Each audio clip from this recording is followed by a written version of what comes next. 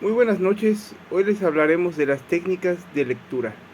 Y para empezar, una de las primeras técnicas de lectura de las que hablaremos esta noche es la técnica del resumen. Bueno, el resumen es un texto breve en el que se sintetizan todas las ideas relevantes de un escrito de mayor tamaño. Se estila que un resumen sea un 25% original, 25% parecido al original.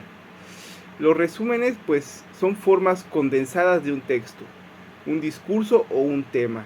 Además se pueden entender sin recurrir al original porque se mencionan las ideas y los conceptos centrales, importantes de forma clara, y se descarta todo aquello que sea superfluo, decorativo o suplementario.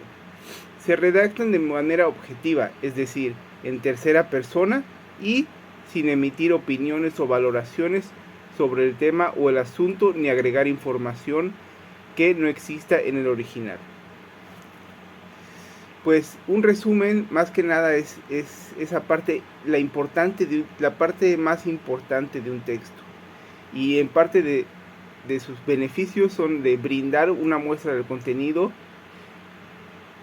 de un libro, por ejemplo los textos de las contratapas, resumir la información de un texto que después se tendrá que estudiar, por ejemplo resúmenes que se hacen sobre textos que se evaluarán en un examen. Bueno, en el ámbito escolar los resúmenes conforman una técnica de estudio fundamental, porque al elaborarlos se comprenden mejor la estructura de un texto y las ideas principales. Por lo tanto, son un paso fundamental para aprender o memorizar distintos asuntos, ya que se agarra lo más importante.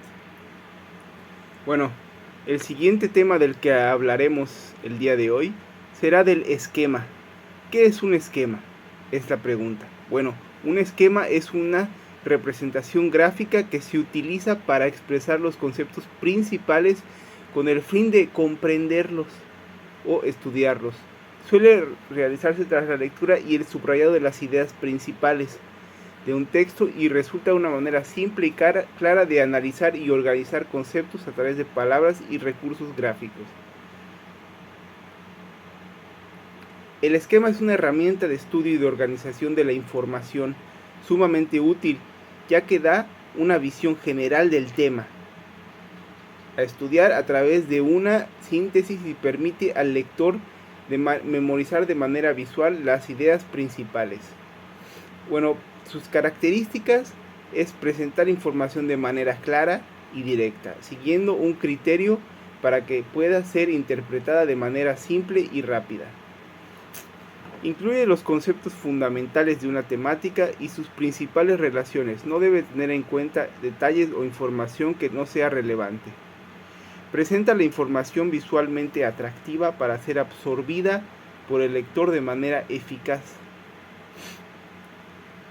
Conceptual. Grafica las ideas principales de un tema.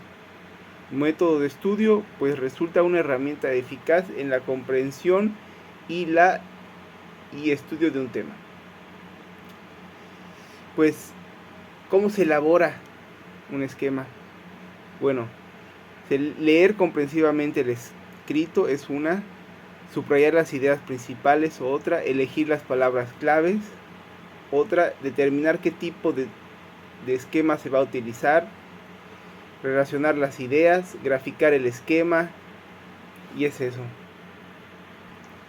Bueno, el siguiente tema del que hablaremos el día de hoy, pues mi nombre es Damián Carranza y le hablaremos ahorita del cuadro comparativo. Un cuadro comparativo es una herramienta de estudio y exposición de ideas que se utiliza para comparar dos o más elementos teniendo en cuenta sus semejanzas, diferencias o características distintivas.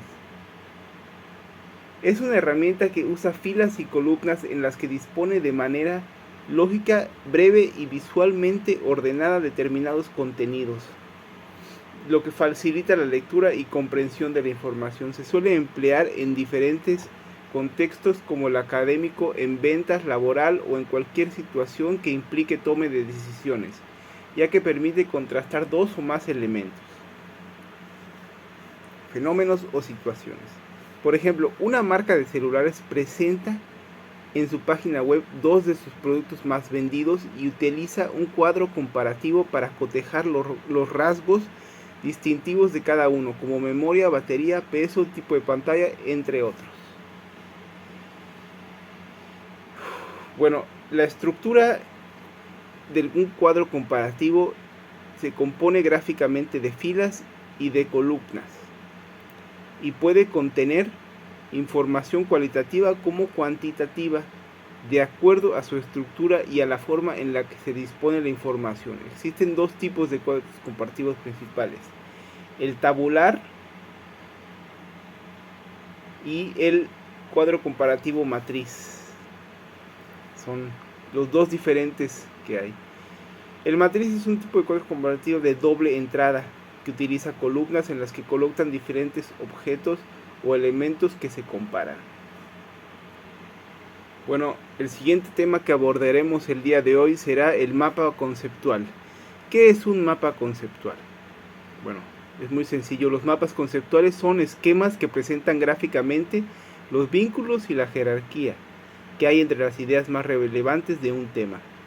Se confeccionan utilizando conceptos o frases breves y uniones o enlaces. Son herramientas muy útiles para cualquier persona que desea estudiar o realizar exposiciones, puesto que son una forma práctica de interiorizar contenidos y resumir información compleja. El mapa conceptual consiste en la esquematización visual de los conceptos, clave del tema que se busca aprender. Los conceptos que se escriben de acuerdo a un orden jerárquico y se conectan entre sí mediante líneas y palabras de enlace, para crear un verdadero mapa de relaciones. Bueno, el siguiente tema del que hablaremos el día de hoy, para finalizar, es la ficha de trabajo.